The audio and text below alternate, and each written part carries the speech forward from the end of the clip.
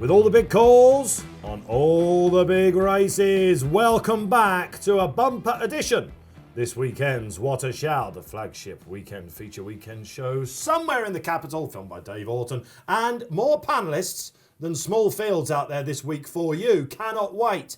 11 terrestrial races domestic viewers have got. 11. We'll be doing our best to pick out the Dublin Racing Festival. It was the place to go to last year, wasn't it? Pre-Cheltenham Festival. Will it be the same? Lots said about the ground. Who have we got on the panel for you? With our sponsors, Bet365. If you're watching on YouTube, like and subscribe. Of course, anything Facebook, get your questions in for the panellists. I'll be reading them all over the weekend. We love the feedback coming our way. And anything Twitter, hashtag What a Shout.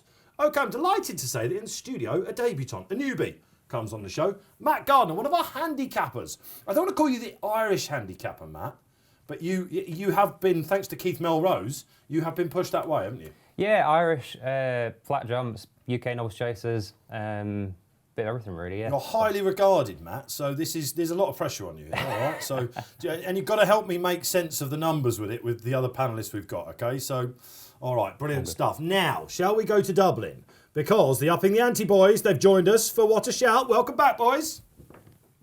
How are you, Dave? Hi, Dave. How are you? I'm marvellous. I don't think I'm as good as you boys. I mean, is there any weekend you've not had a winner on the show? Gavin is carrying the can now. He's doing quite well. The reputation is soaring, Dave. Oh, well, that's what happens when you become a columnist, as you well know, at the paper. DJ, listen, guys, it's some weekend this, isn't it? Before we go to Pat Cooney from our sponsors Bet365, exciting times, right? Yeah, big weekend, 15 races between the 2 days, and last year, believe it or not, it produced 11 winners at the Dublin Festival, which is quite amazing, really. Have you done the count back on places as well? So I think we need to. It was just a whitewash, wasn't it? Yeah, I think 5 of the horses that won at Leopardstown went on to win at Cheltenham, and 6 horses that didn't win at Leopardstown, they also went on to win, so it's certainly the weekend to watch. That's why he's here, isn't it? All right, great stuff. And Pat Cooney, now, big weekend for Bet365 as well, because you're north of the border. Yeah, we sponsor both days at Musselburgh, Saturday, Sunday. That's 13 races in all, and it's always great fun up there. And crowds are back, so it's going to be a pretty hot atmosphere. And, of course, there's the rugby as well, England versus Scotland as well down the road at Murrayfield. So big weekend up north of the border, and glad to be part of it. It's a double. Let me do that again. It's a double Dublin bubble for you out there. But, of course, we've got Sandown Grade 1 action there, courtesy of the City Isles. We'll be having a very good look at that. And, of course, the Edinburgh National. Lots of other races as well coming your way. But I'm delighted to say that we can now get one of the biggest guests we've ever had here on What a Shout. Shall we go to Cullentra House? Let's go and join Gordon Elliott, who spoke to me a little bit earlier with DJ and Gav. Well, delighted to say, joining us this weekend on What a Shout for his debut, it's the Irish powerhouse himself. Gordon Elliott comes and joins the party. Gordon, how are we doing? Good, lads. Lovely to have you with us. We know you're interrupting your morning, so we will try and get through it as quickly as possible. And it's fair to say, Gordon, there are more runners that we can shake a stick at there. Just a quick word about the state of the ground, Gordon. You tweeted, obviously, in the week. You've had a walk around. Lots been said about it coming into this week. A phenomenal amount of water has gone on, according to Patrick Mullins, who talked to us yesterday in the Post. It's, of course, been Thursday. How did you find it? Yeah, I thought they did a good job, and I walked the track on Wednesday. Obviously, yesterday was a very drying day again with a lot of wind. But there was a good bit of rain last night, so either calling it yielding. It should be beautiful ground, I'd say. Beautiful ground. DJ, it's nice to hear someone saying beautiful ground, isn't it? Yeah, I'll tell you, if Leopardstown got the rain I got in Dublin, I'm not far from Fairy House, and last night it was pounding down. I wouldn't even put out the rubbish, it was that wet. So if they got any bit of that rain, I'd say there'll be a nice little ease in the ground, thank God. That is all we can ask for, isn't it? Right, shall we go through the runners then? OK, massive task for me ahead. But let's start in the 105, Gordon, the 2 mile 6, Grade 1 novice, won by Gaillard de Menil next year. You potentially hold a strong hand here, don't you? Hollow Games and Manila Cruno. Shall we start with Hollow Games, of course, bidding to give Ginto a nice tick? Yeah, he ran well in Nace last day. He probably didn't jump the third or the fourth last that well. He was stuck in a bit of a pocket. On the day, I don't think he'd have bet the winner, but I think if he'd got the run of the race, he might have been second. But he seems to be in good form. I think he liked the trip. We might ride him a little bit differently tomorrow, and we'll see what happens. All right, DJ, I'm going to bat the next one to you because I'm up in the ante in the week. Did you put one of these up for the Albert Bartlett, man? I did, yeah. I think Manila Crooner is a lovely stayer in the making. I thought he did really well to get as close to Journey with Me as he did, given how he jumped. And last time at Punchestown, I know on the face of it looked a poor race, but Ivan, the second horse, I don't think is that bad. And I thought he jumped really well and travelled. Of Hollow Games or Manila Crooner tomorrow, I would prefer Manila Crooner. But Gordon is a far better judge than I'll ever be, Dave. Well, we'll move on very swiftly from that. But just a word about Ginto then, Gordon. It looks like he's going to head straight to the Albert Bartlett now. Does it all being well? Well, he's in the Albert Bartlett. He's in a couple of races in Cheltenham. We're not nailing our colours to the mast just yet. But he will go straight to Cheltenham, yes. Let's move on to the 135. It's the spring. It's the juvenile, of course. And after our trials day last weekend, it's fair to say, Gordon, that these colours of Fedor, Pied Piper, you've also got Mighty Potter for the Coolbell Construction Limited.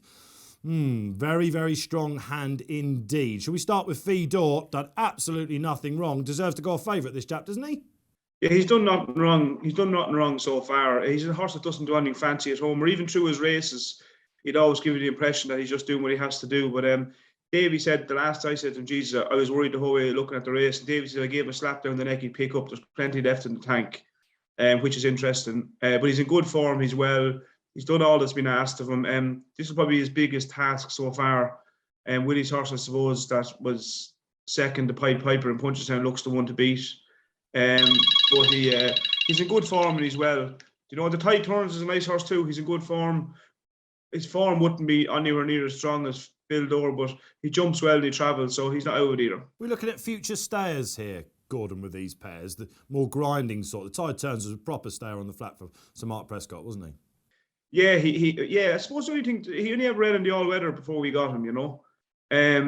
He looks a good stayer. Look, if you asked me, put my hand on my heart now, I wouldn't say he's in the same league as Fildor at the moment, but we'll learn tomorrow. What about Pied Piper then, Gordon? Honestly, there'd be more tomatoes coming at the screen than normal on this show if I don't ask you about this. DJ, let's bring you in here. Where on earth did that come from? I mean, OK, he was a 101 RPR on the flat for Mr. Gosden, trained by, in the colours of the Queen. He paid bundles for him. But that performance at Cheltenham on Trials Day, I mean, you didn't really expect that, surely, did you? Well, I didn't. I remember talking to Gordon over Christmas and he said he was a lovely horse, but he thought maybe a Punchestown he would improve a lot for the run. And when he beat Vauban that day, I think the Mullins camp were very surprised they were beaten. And when he was able to achieve that much, I think he was only a couple of weeks with you, Gordon. Was he 5 or 6 weeks with you at that stage? And I think you knew that you'd probably see a different Pied Piper at Cheltenham than we saw at Punchestown, did you? Yeah, he's got an awful lot stronger, David. A lot more depth to him. He's putting on weight the whole time. I said going to Punchestown that day, I thought he was only 70 or 80% fit. I needed to get a run into him because I didn't know if he was going to be a Triumph Order horse or a Boodles. But listen, he was very, very good in Punchestown and he was excellent in Cheltenham. You couldn't have been happier with what you've seen. The strength and depth of the race, I suppose, is the one worry we have. The English seem to be fairly hot on their juveniles before, but it was just a worry for me the way he won that easy if there was that much depth in the race. I don't think you've got that much to worry about with the British juveniles, if I'm totally honest, Gordon. Let's face it was a soft race and it fell apart. All right, I'm going to try and play a brand of poker that's not even been invented yet, Gordon. But will the temptation be, please God, Fedor comes through this, as expected on Saturday. Will the temptation be to split them up? Fakir Duderis, of course, won the Pied Piper race a couple of seasons back. He went to the Supreme. Is there a chance that Mighty Potter could yet step up for the Ballymore? Yeah, no, he definitely won't step up for the Ballymore, no. Listen, I'd say that our options are obviously, we've got the Triumph Hurdle for both horses. We've got the Supreme Novice and we've always got the Fred Winter as well. Oh, music to your ears, viewers, that, isn't it? The chess pieces are yet to be set in the board. I think we can say that. Let's move to the 210 then. No Fernie Hollow here, Gordon. What a performance. And this is a fascinating mare to me, River Tetel. Let's talk about her because she's getting the weight still. The age allowance is, life's going to become tougher for her, as has been written about all over the place. But it wasn't until last time out, Gordon, over the Christmas meeting, I've got to be honest, that she really came onto my radar. I thought she ran a sledger that day. Yeah, I thought she ran a very good race. She got bet by a serious horse in Fernie Hollow. Obviously, he's not in the race, but with these three others that are all very, very good in their own right. We've got loads of experience. We jump well. I thought looking at her yesterday evening in the stable, and she's even getting stronger the whole time. She's grown and she looked like she's put on even weight since she ran the last day. I'm looking forward to run her. Look, it's a very good race, and she's getting £7 off them. She's a rating of, I think, 150. So it's a fair rating, getting £7. It's, she's got every chance, I think. Yeah, I don't want to penalise it. I'm considering napping this weekend. I need some help here now, chaps out there. Gavin, DJ, 2:45. I must admit, I haven't been greatly looking at all the handicaps out there in Ireland, but you've got Dunboyne in here as well, fancy Gordon, and Dallas Depicton as well, who's probably a bit of a flyer. DJ, which one would be the preference there? Obviously, Dunboyne a lot shorter in the betting. Yeah, local town here, Dunboyne, I think would be Gordon's first string here.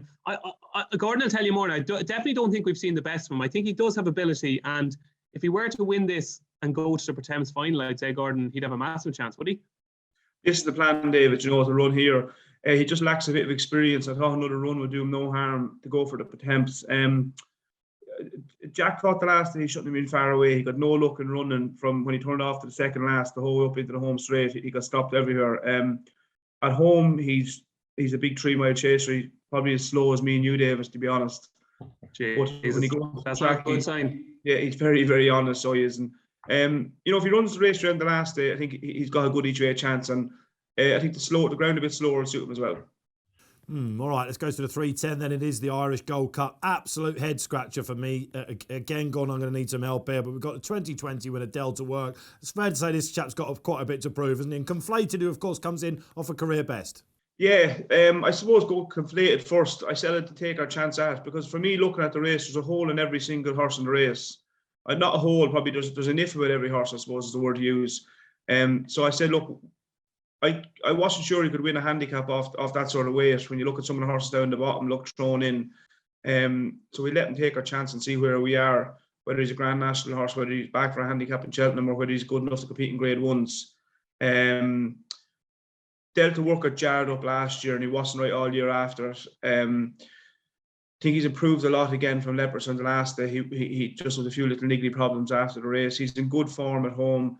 We schooled him in cheek pieces the other day. Jack Kennedy was very, very happy. Yeah, quite right. All right, let's go to the 4:25. And again, with a little bit of guesswork out there for punters, race readers, analysts, trainers, jockeys alike, because this looks like one of the hottest bumpers of the last decade, I would say, Gordon. But you have won this, of course, with Envoy LN a couple of seasons back, and you've got It's What Unites Us, who comes into it, total unknown quantity. Form looks all right to my eyes.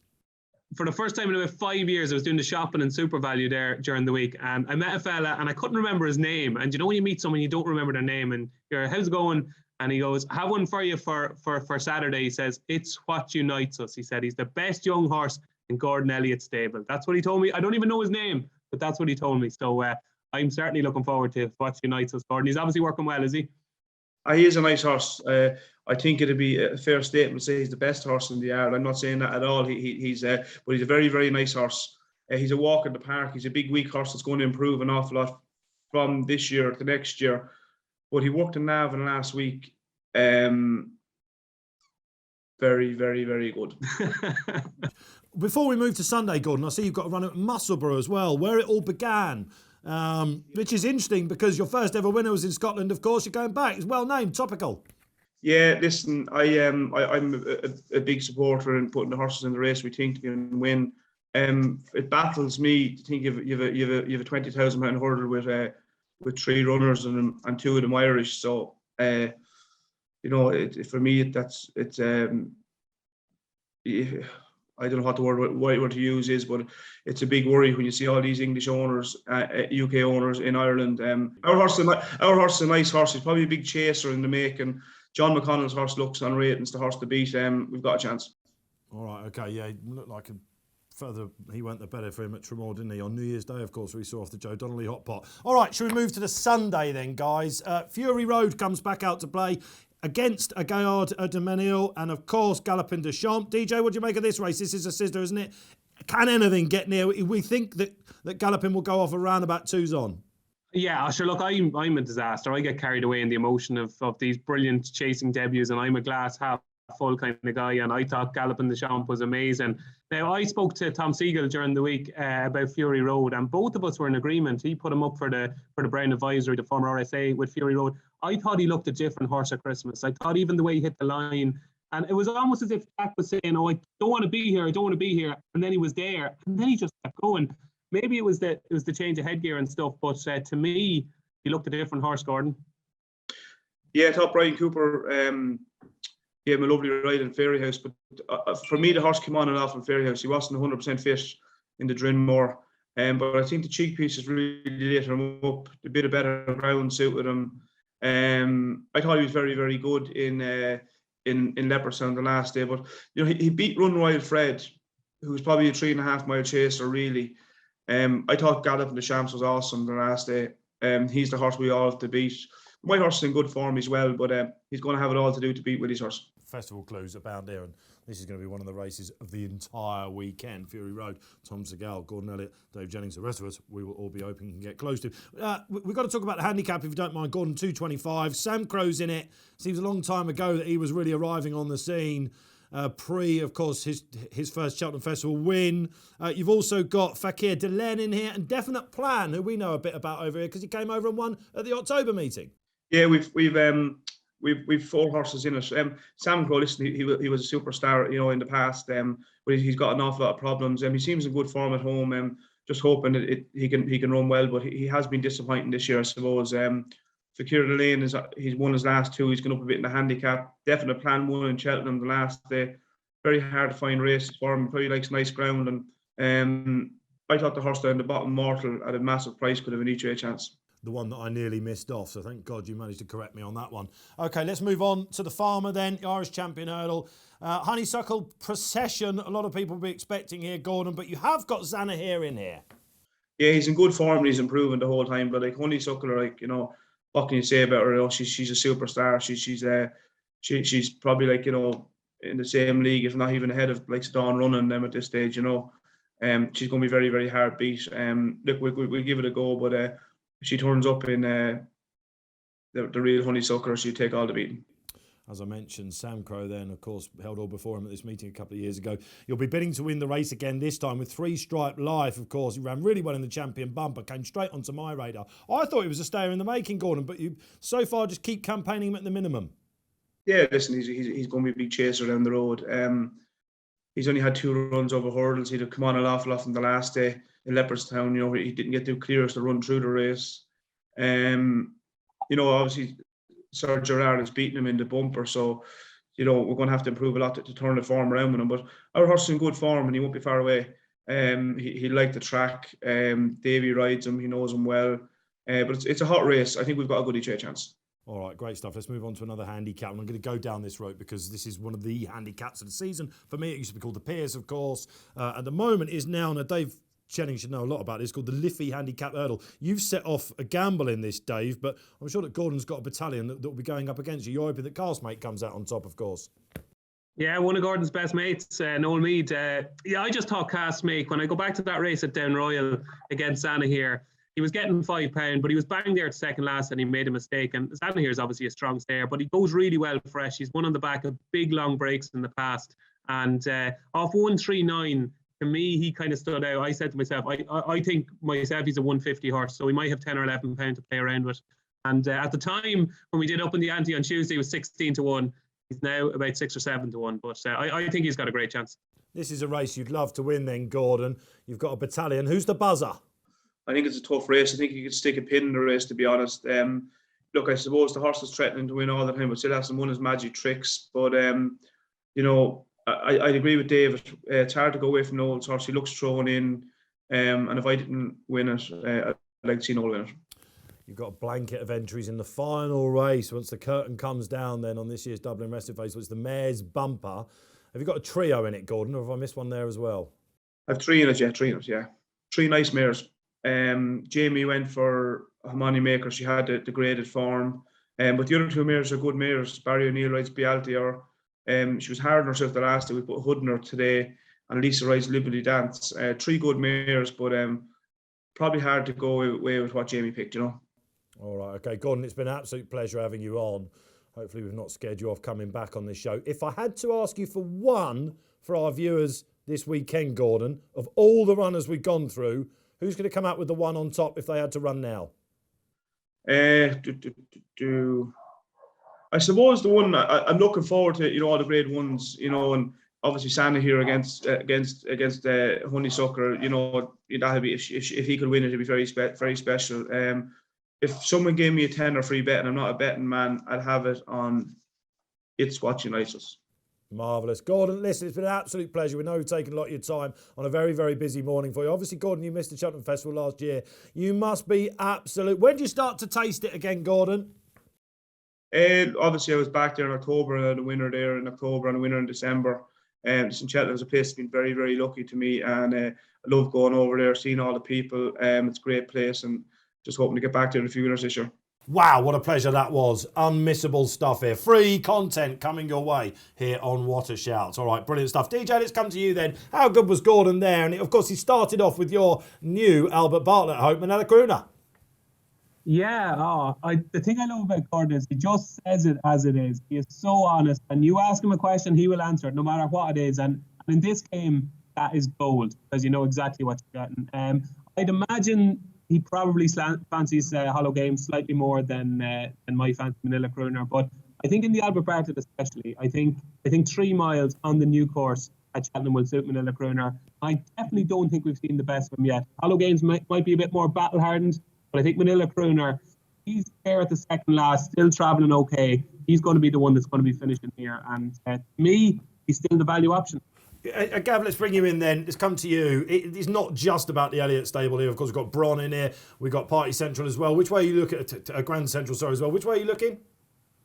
I can't really choose, Dave. I can't see myself having a bet in this race. I think Dave's horse, Manila Crooner, will be far more suited to Cheltenham, as he said, with 3 miles.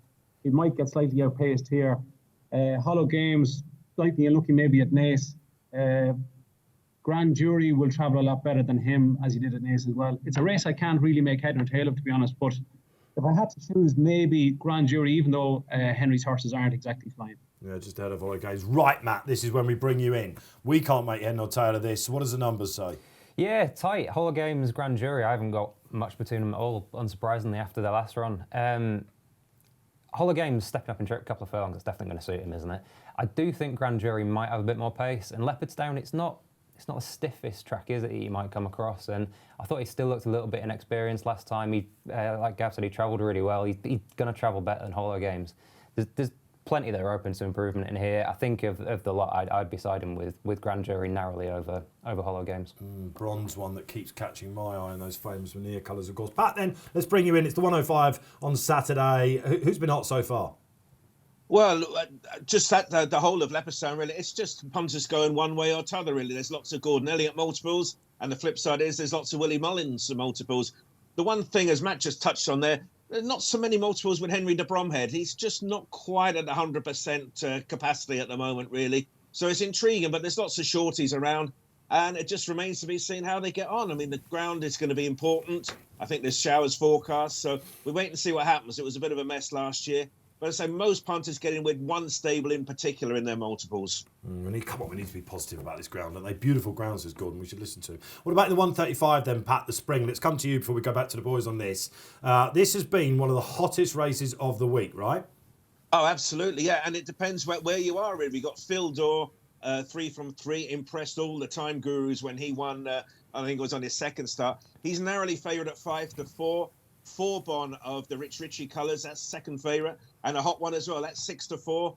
His claim to fame, he made his hurdling debut, beaten by Pied Piper, and on the face of it, the market thought that 4-bon was the stronger of the two that day. Of course, Pied Piper whizzed home a week ago, so he's very much of interest, and it's a talented race, you know. It's not just those two. There's Willie Mullins has got Icare Allen in the JP McManus colours. Gordon Elliott's got the tide turns. Maybe they've hurdle aspirations handicap-wise at the festival. But if they were to win on over the weekend, I'm sure they would go for the big one. But the market says there's not much between them. So if you want the Pied Piper form boosted, you're a 4-bun fan. Phil Dorr is probably that more rock-solid, dependable type, though. All right, Gav, let's bring you in here. I want to talk to you. You heard what Gordon had to say earlier to us. You get the feeling that they'll be a bit disappointed if Fedor doesn't carry on his merry way. But Vauban, or Vauban, however we say this chap, the strong vibes. And should he have beaten Pied Piper on his debut? Possibly. Davy Russell was very clever. He crossed in front of Paul into the middle of the track, and then he crossed him again, come to the last. But I'd be slightly against Vauban. I think that when you read Gordon's comment afterwards that day, that he didn't expect him to win, there'd be huge improvement in Pied Piper. So I just don't think you can expect Vauban to have the same improvement. I know Pied Piper was brilliant last week, and he's rightly favoured for the time hurdle. But I'd be against Vauban. He's wearing a first-time tongue tie. He's only had one run over hurdles. For me, Phil Dorr is the solid one. He's won well 3 times. He's got course experience. He's nice and relaxed in the race. He jumps lovely. And for me, he's definitely a bet at 5-4. Yeah, I think so as well, DJ. What about you? How did you read between the tea leaves there after our interview with Gordy? I don't know. Honestly, I don't. You know me, I like to have a strong opinion. Wouldn't be surprised if Boban won. Wouldn't be surprised if Fildor won. I'm literally no good to hear. Right. Fingers on the buzzers for the Triumph Hurdle, then, or could one of them still change? Actually, let's just come to you quickly, lads, on this. If he's going to split them up, I mean, you mentioned the Boodles, didn't they? But come on, they'd have everything else at the handicap, wouldn't they? They're not going to go Boodles, are they? One's going to go for the Supreme. Which one would it be now? Because Pied Piper, ex-flat, obviously, but Fedor also bred for the flat, and he's not slow, Pied Piper, but he's got loads of stamina as well. Who's going to go for the Supreme out of them? Ground, wouldn't it? A lot of be ground dependent, I think. It would, but Pied Piper is the one with the gear, so he'd be the one that would go for the Supreme. But Fildor would want to win by 4 or 5 lengths on Saturday for that to happen. He'd want to win easy. If he doesn't win or just barely wins, well then Pied Piper would probably go for the Triumph as well. I don't know. I think if Fedor wins this well, then Pied Piper might be the one that defects. What about you, Matt? We gave them both. This is where it's a great game out there, isn't it? I asked you when you walked into the office, what figure did we give Pied Piper? And you went, funnily enough, the same as Fedor. So you're not helping us out either. Yeah, I'm a big Fildor fan. I've been massively impressed with him so far. You know, you look at ratings, they're a reflection of ability, but they are a reflection of opportunity as well. And Pied Piper's had that chance to stretch his legs. He's got plenty of gears, like you say. And how strong that race was at Cheltenham, I'm not sure. Wildly impressive. It was a toilet race, wasn't it? Yeah, you know, but Fildor, I think what he's done so far, he's progressed with each run. He's been learning on the job as much as anything. He's still kind of not really looked the finished article to me. I think Vauban, you know, there's £6 between them on figures, and that's with taking quite a positive view of Vauban, you know. And he's the sort of horse I think that could push Fildor and really draw a big performance out of him. So I'm a big fan of him, and they're a lot tighter in the betting than I think they should be. And you know, Fildor would be the one for me for sure. Is Zakar Allen being totally ignored? Of the rest of them, to be honest, he'd probably be the one that I'd be keenest on. The form's already started to work out. I think it's the 7th, came out on 1 last weekend. Yeah, he did. Yeah, really impressive on debut. I thought he jumped well, saw out the race really well. I think he could be open to quite a bit of improvement, actually. So, you know, he's sort of third in, I think, sort of 7-8 to 1, something like that. So, yeah, he's definitely interesting. It's the one race of the entire week that's got the social Twitter, racing Twitter, it's got them alive. So 1:35. All right, 2:10 then. Okay, no Fernie Hollow, as we said. We heard what Gordon said about Riviere de Tay. Get these names right, Dave. What do we make of this freak mare? To me, she really arrived last time behind Fernie Hollow. I'm not sure about Blue Lord here. I'm a bit more positive on Blue Lord, to be honest with you. I can see the point in the sense that he was a little bit below the best, wasn't he, over hurdles. The jump-in test that he's faced so far over fences, there was loads omitted last time, and I just think he's the sort of horse that's going to make a much better chase than he was hurdler. Riviere de Tel, for starters, I think the way they've campaigned her so far has been brilliant, taking full advantage of all the allowances that she gets. She's a couple of pound better off here than she would be if she met Blue Lord at Cheltenham. I think, you know, she's almost certainly going to run to her sort of figure. I'm not sure she's open to that much more improvement. Does Blue Lord have that 160 in him now? I think he does, yeah.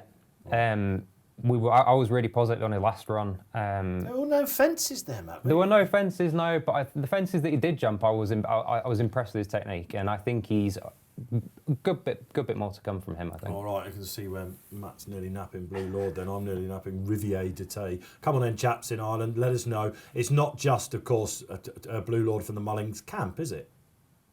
Me and Gavin completely disagree here. We could come to blows. So yep. So calm down. I am a massive Blue Lord fan. I'm with Matt. I think he does have that 160 figure in him. If you just look at him, I know you can't just look at a horse and say, oh, he's a chaser. That's like doing it the easy way. But he does look every inch a chaser. And the fence has been taken out at Naas, I think, was a hindrance to him more than a help. I thought he was brilliant first time out at Fairyhouse. And what would he have been beaten in last year's Supreme? Possibly double figures. What would it have been back to the third? Possibly double figures. I think that's a really strong piece of form from a horse that was never going to reach a ceiling over hurdles. To me, he's everything I want in an Arkle contender. I think he'll win this. I think he'll win the Arkle at Cheltenham. And I actually think he's value 11 to 4 bet 365 for the Arkle at Cheltenham. He's almost footpad Mark II, Gav, isn't he? I wouldn't say so yet. I don't think he's quite last over hurdles, even though he was keen. I think he was picking 4 grade ones, beating reasonably well each time. It's a chaser, though. He is. He beat Albar at Fairy House. He won a farce race the last day. Look, he's a lovely horse, but you have to have an opinion. I think Riviere de Tel might win. He's getting £13 at Christmas. He gets £7 plus £9 off Blue Lord here. I'm going to back Riviere de Tel and have a saver on St. Sam, who was very good at Fairy House. When you compare him to Dunvegan, the Fairy House specialist that day was almost as good a time and carried £10 more. So that was a brilliant performance. The only worry for me is if Riviere de Tel and St. Sam take each other on, which could happen. Hodan Klur will probably sit third, maybe Blue Lord will sit fourth. So in the hope that they don't go too fast, I think Riviere de Tel has a massive chance, and I wouldn't discount St. Sam. Pat, let's bring you in. Which way's the favouritism going to swing here? Blue Lord looks clear at the moment. Yeah, Blue Lord is a very solid 5-4 favourite. I don't think he's a bargain by any means, though. And the one thing I know about this race, it's going to be a wild race up front. There's going to be loads and loads of pace. Jumping is going to be a premium. And all of them, really, the main protagonists, jump very, very well from what we've seen so far. But Blue Lord, he made all once before. St. Sam's made all before. Riviere de Tel, she doesn't hang around. Maybe Haute Couleur, Willie Mullins' other runner in the Joe Donnelly colours. If that's how you pronounce it. Although I was struggling with the pronunciations, Pat. Good to have you backing me up here, man, I'll tell you. All right, so listen, that's going to be a hot race. Let's just have a quick look then at the Irish Gold Cup. A hole in every horse, said Gordon, or words to those effect. Let's bring you in there, Matt. You listened to that interview as well. Where are we going with this? I mean, my worry about Frodon, even though this is, I mean, he's already had one at, FA Cup final, which he won at Down Royal, taken on by Manella Indo.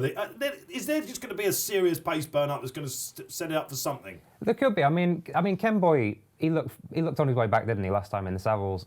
And I think to an extent he got things his own way there. You suspect that's not going to happen again here with Frodon, like you say. And Frodon, he gives his running plenty.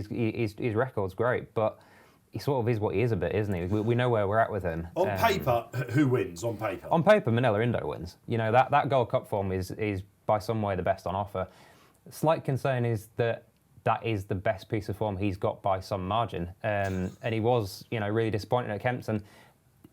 Different track, going back the other way around. Little break since, headgear off as well. Are you with one here? At the prices, I'd be tempted to give Manila Indigo, definitely. Ooh, all right, I'm finding it very, very difficult to tip here, guys. I've got a feeling I might be with DJ here. Again, there's going to be tomatoes thrown at the telly, DJ, because are we going to tip Asterion Falange? Yeah, I'm a glutton for punishment, Dave. The way I look at this is, when you go through the 8 runners, I don't think there is any other improving horse in the race other than Asterion Falange, for all that he ends up on the floor far too often. Phyllis Emery's not as good as he was. Delta Work is not as good as he was. I'm not sure Ken Boy can reproduce his performance in the race last year or his brilliant Savage Chase win. I don't think Manila Indo has looked as good as he was in the Gold Cup this season. And you're talking about Asterion Falange, and who's just obviously from a punting perspective, he's an absolute nightmare. But the one thing he is doing is improving on RPRs. And he posted an RPR of 169 at Punchtown when he won that novice handicap chase last year. It was the same again, 169 again when he was absolutely tanking in the John Durkin when he got rid of Brian Cooper at the third last. We're only guessing and we don't know, but I think he would have won that comfortably. And then he upped it again, another £2 to 171 when he probably would have been beaten a length and a half or 2 lengths in the King George. To me, he's the one horse that's improving. Yes, people will be shouting at the screens going, Leopardstown is left-handed. I know it's left-handed. He has won a grade 1 at Leopardstown. And I thought in the Mars Chase at Cheltenham last year, he actually jumped straight. I think a track like Leopardstown, where it's not as undulating as Cheltenham, is more beneficial to him. And I'm willing to give him one last... I'm on the edge of the cliff. Gavin is hanging on to me, so he is. But I'm going down. Me and Asterion are going down together, Dave. Oh, I'm afraid I'm gonna put some added weight onto that fall. It's going to be meaty, isn't it? Gav, I was looking at your face through that. Do you remember we've done all sorts of previews? We previewed Upping The Ante. We did the big jump off together, didn't we? And usually you do the old face where you look at Dave and think he's absolutely mad. Manila Into was your long-range follow-up Gold Cup pick, wasn't it? Isn't it remarkable? We were talking in the office before we started this show that he has now become one of these horses like a Buena Vista, if you like, a Sir de Burley, if you like, who only turns up at Cheltenham in March. Yeah, and it's not a bad habit. I think he's got a better chance of winning the Gold Cup than he has of winning this race. on Saturday at Leopardstown. Last year he was beaten the 6 3/4 lengths by Kenboy in fourth. If you gave that to Connections right now, they'd be absolutely thrilled, because this is a stepping stone to Cheltenham. And he could have been 3 for 3 at Cheltenham, so he loves the place. He's a spring horse, but he wouldn't be for me in this race. Now, it's very hard to have a fancy. I won't go for Asterion Forlange just because, from a betting proposition, I mean, that's just nuts. Fair point, well made. You know, his last two figures are FU, so that says enough. But Rodon and Kenboy, they're both 10-year-olds, which is not a positive. I hate backing 10-year-olds, so I probably won't have a bet. And although Rodon's jumping is better, I can see Kenboy doing it. He won the race last year. He loves Leopardstown. He's got a good record. He liked the better ground. So maybe Kenboy, but no bet. Oh, the Asterion camp are thinking about those FUs for Gavin Lynch there, aren't they? Very much. Pat Cooney, let's bring you in. Frodon, what's the market going to do with him? Well, at the moment, as things stand, he's 11-4, second favourite. I think you can get them all beat, really, can't you? If you're only as good as your last run, well, Frodon and Manila Indo have points to prove. Kenboy, I suppose, is the rock-solid option on the back of his good third last time, and he's had his best round Leopardstown, but he's priced accordingly, and he's no bargain. I'm with DJ. I'm on the cliff as well, linking hands with him with Asterion Forlange, and I do think his run last time out was a career best. So I'm on the cliff with Asterion. Maybe I've got a parachute and he hasn't, but yeah, why not Asterion? Why not? Let's stay with him for one more. We're going to need a very strong bungee rope, I think, aren't we, for that one? Listen, that was the Saturday wrap at Leopardstown. Let's draw breath, shall we? OK, 2:20. Let's go domestically, shall we? To Sandown, Esher Track at his Grade 1 Silly Isles. Pat Cooney makes some sense of this one. Yeah, L'Homme Pressé, Venetia Williams, Charlie Deutsch, 3 from 3 over fences, has looked pretty spectacular, hasn't he? He's going to be the odds-on favourite in the race. Only real market rival is Pictoria, Paul Nicholls, Harry Cobden. He sits there at 15-8. I can't really split these in terms of ability, you know, but I just keep coming back to the Paul Nicholls team. They always have their flu jab this time of the year, and they always seem to dip somewhat in form. But also only on that basis, I'm going to go for L'Homme Pressé to keep the unbeaten streak 4 from 4 and advertise his Cheltenham claims. But they're two good horses, these.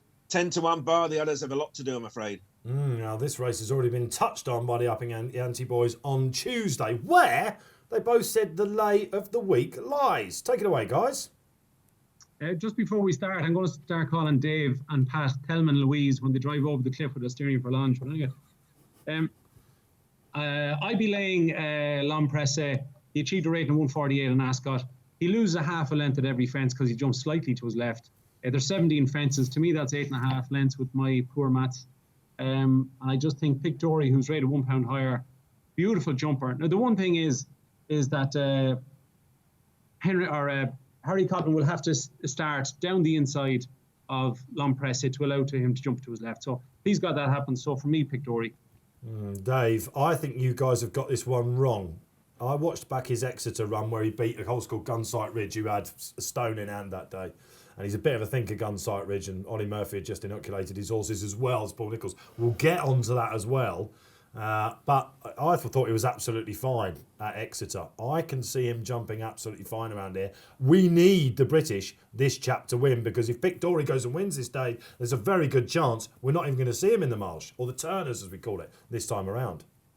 Yeah, this is a big, big race for British novices. L'Homme Press is the best of them, you know, at this trip. Obviously, Edward Stone is there, and then you've got Brave Man's Game. But at this trip, L'Homme Press is the only one you could see having any kind of a rattle at Bob Ollinger in the what's it called now? The Turners. Yeah. Do you know what? I said it on the show on Tuesday. Obviously, it's very early in the week, and I went through it, and, you know, I said, going right-handed, he's odds on, he's definitely one to take on, and I fancied Pictory, bit of experience, and the closer it's getting, the less confident I'm getting about this lay of the week. Don't be like that. I am. No, don't be like that. No.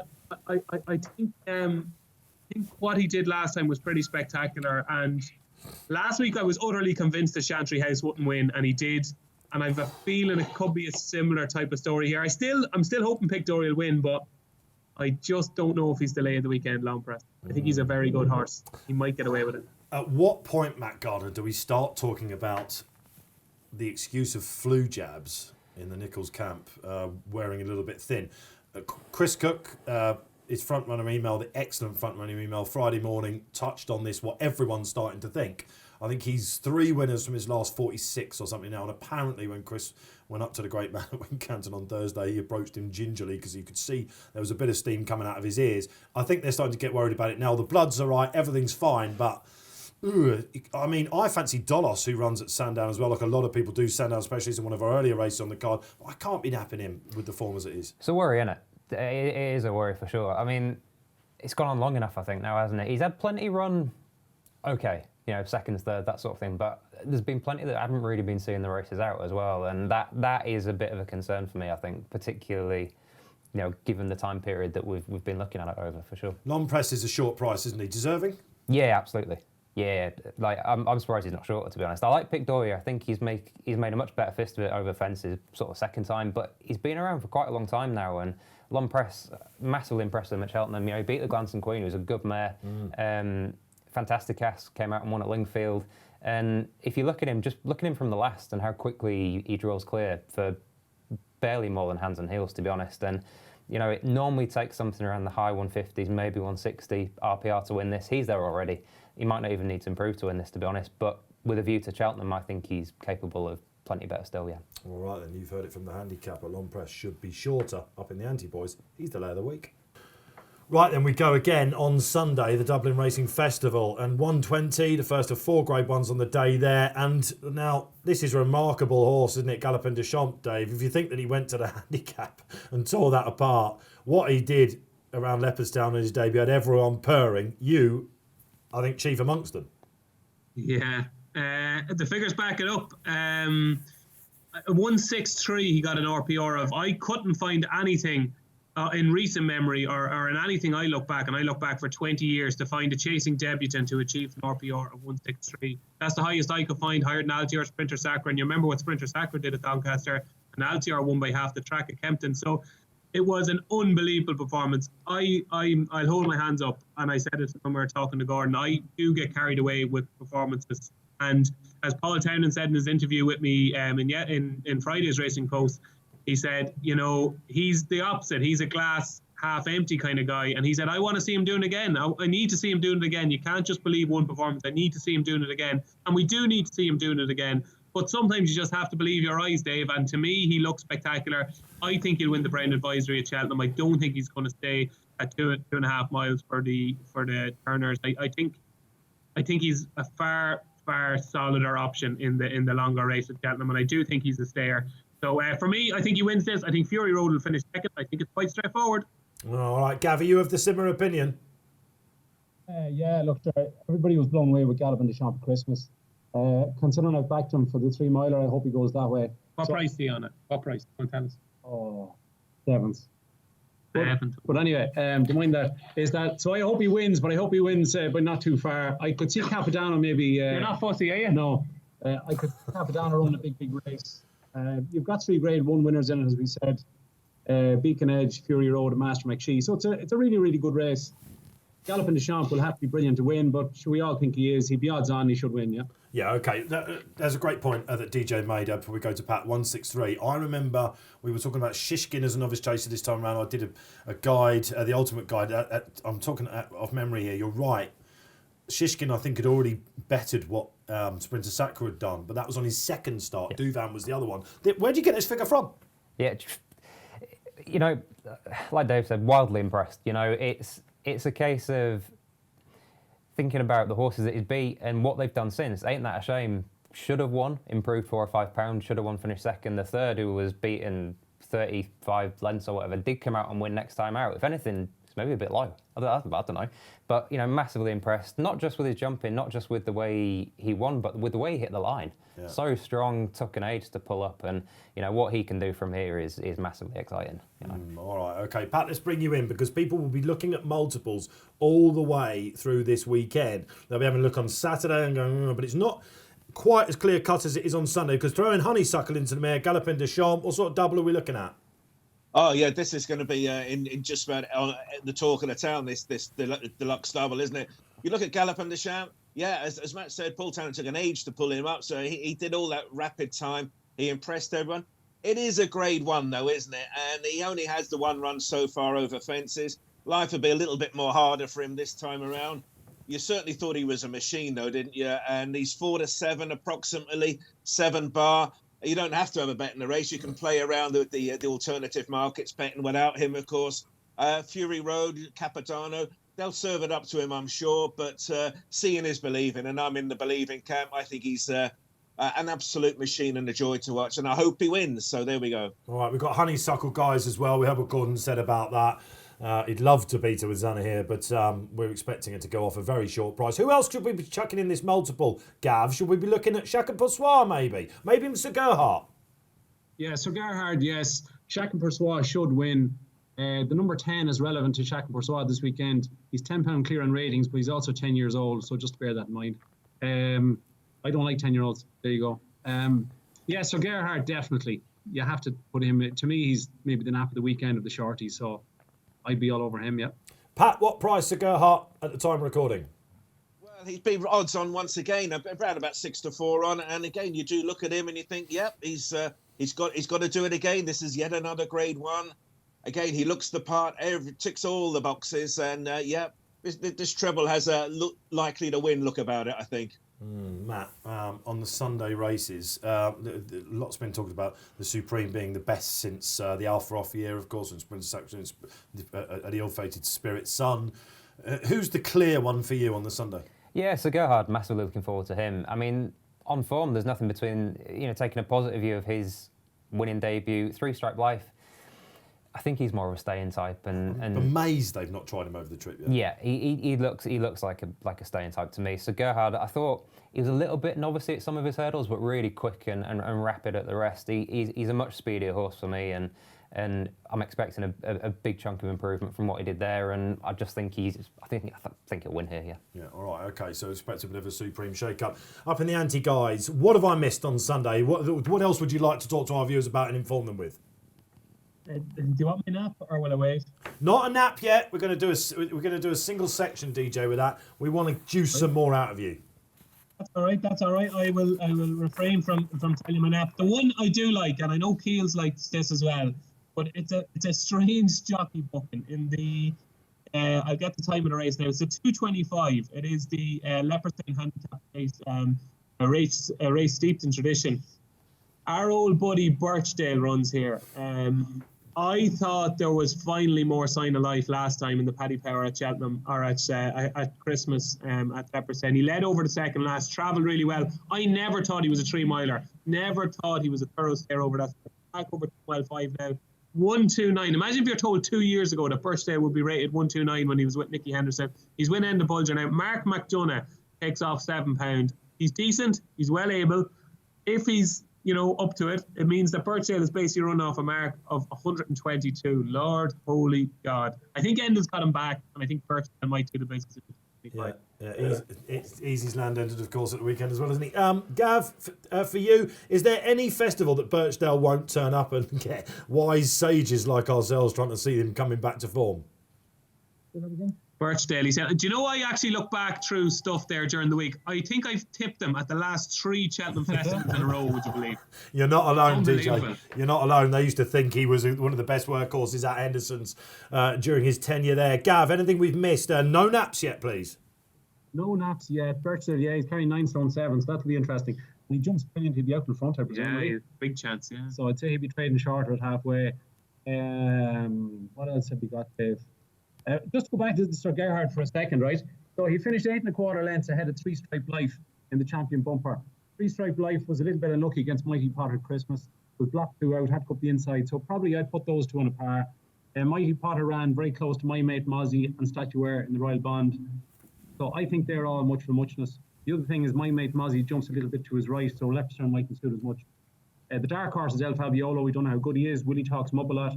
But to me, Sir Gerhard certainly has 5 lengths clear the rest, in my opinion. What about that mare's bumper? Is there anything that tickles your fancy in that? The favourite Pink in the Park looked like Gallop and Deschamps in the female form back in Listowel. It was a poor race, but she was absolutely brilliant. Harmonia Makers ran 2 lovely races, second in Navan and one easy at Punchestown. Also, Ava Grace won very well in the Fog and Thurles one day. To me, depending on the prices, but Pink in the Park, Patrick has chosen that. That's good enough. I could see Patrick winning both bumpers Saturday and Sunday. There you go. That is Sunday, wrung dry for you then. What a treat it's going to be. Right, the section you've all been waiting for, those all important weekend winners. We've heard from Gordon. He put one up, of course, in the bumper on Saturday. Pat Cooney, let's go to you. Well, I'm at Musselburgh over the 2 days, so it would be remiss of me not to have my nap at the Scottish venue. And I found one for us. It's in the Veterans Chase, 205, number 2, Glen Forcer. It was only a couple of years ago. This guy was rated 154. Tomorrow, Saturday, he runs off 129. He's dropped £25. I don't think that's in any way accurate. I think he's a well-handicapped horse. Charlie Longston, Lorcan Williams. I think he could have a good day, Lorcan Williams. But the Glen Forcer in the 205 at Musselburgh. Yeah, he caught my eye, Pat, I'm not going to lie. In the 330, the Masters, brilliantly named handicap chase over 3 mile at Sandown. Christian Williams believes there's still more to come from 5-star Ghetto. I love the way he jumped last time. He's a course winner. Could be a national horse of the future. That'll do for me. Matt, let me tell, what is your nap? Yeah, 245 Leopardstown, Dunboyne. Really competitive handicap, but if there's one in there that's ahead of its mark, then I think it's him. Massively caught the eye in a Temps qualifier over Christmas. No start run on the home turn. Finished with plenty of running left. Marker 128. I think he's much better than that, and it is competitive. But yeah, I think Dunboyne will go well. Napping one of the Elliott battalion. Right, let's go to Dublin then. Couple of naps, please, chaps. Yeah, on Saturday, I'm not napping it, but I think Mount Leinster will have to fall twice, probably not to win the 350. I think he's completely. Well, he might fall twice. He might get away with 2 falls, but I think if he falls once and remounted, he'd nearly win that off 135. It's probably the poorest place to weekend at Leopardstown. But I am predictably going to the 4th at Leopardstown on Sunday, and the horse I mentioned, Upping The Ante, and she's Ask Mate. The value is gone now, but if you think a horse is 10 or 11 pound in hand, is the value really gone? At probably 7 or 8 to 1. I think it's still potentially there. I think Cask Mate will give Noel Meade his 3rd win in the race after Glen Cloud and Ice Cold Soul. That's Cask Mate, 410 at Leopardstown on Sunday. Gav? Looks very hard, but I suppose you'll give out to it because he's hard to price. So I go for Party Central as the nap. I think she was around 5 to 2 yesterday, but now the entries have come out. There's 15 in it. I'd imagine she'll touch 172 at some stage between now and be off the first place on Sunday. She's off 121. Davy Russell will hopefully wait for a late run, come tanking at the last, and sure, please God, she'll beat Glan. Listen, we told you it was a bumper show. That's a 6-timer for you then, the weekend winners. Well, sadly, that's all we've got time for on this week's What a Shout. Fantastic to have you, Matt Gardner, down. This won't be your last one in. Thanks for coming and making some sense out of the madness that we've been going on about. Hope you've enjoyed yourself. Great to have you with us. Yeah, thanks for having me on, you. Okay, enjoy the stuff. Pat Cooney, big 2 days for you north of the border. You behave yourself, man. Yes, I will do. Yeah, come up and say hello, and look forward to both days there. And Pat's in the studio with us next week. Chris Cook coming back in as well. It's been what a pleasure it has to go to Fairy House. You're in, I believe, aren't you, Dave? You've got a little office there. Yeah. Don't run in the background. She's beginning to get up, isn't she, Gavin? She is, yeah. The mayor's beginning to get up. Yeah, great weekend ahead. Really looking forward to it. Brilliant stuff. And we're reaching a crescendo now, of course, with Upping The Ante. The viewers are absolutely loving it along the way. Chess pieces, but you've got some pearls up your sleeve, I imagine, for the rest of the season? Have I? Will you give them back to me if you can find them? Well, DJ's going to look for his pearls. Gav, come on, tell us what's coming up. When's the lull happen before the Cheltenham Festival? What are you going to be doing those weeks on Upping The Ante? Oh, there'll be no lull. There'll be plenty of study to be done. There's also a couple of horses I fancy in different handicaps at Cheltenham, but I'm not saying anything yet because some of them haven't qualified, don't know their ratings yet, etc. But hopefully we'll have a couple of winners to come in the handicaps. Going to Leopardstown tomorrow, Saturday, so if you're about, say hello. There you go, all right. The great men will be in attendance. Great to have you watching us then for this weekend's What a Shout. Don't forget, like and subscribe. If you're watching below, get your comments in. Don't forget to download the free must-have Racing Post app. You do it on the App Store or the Google Play Store itself. Loads of racing out this weekend. Do gamble responsibly. From myself, Dave Orton, enjoy the sport.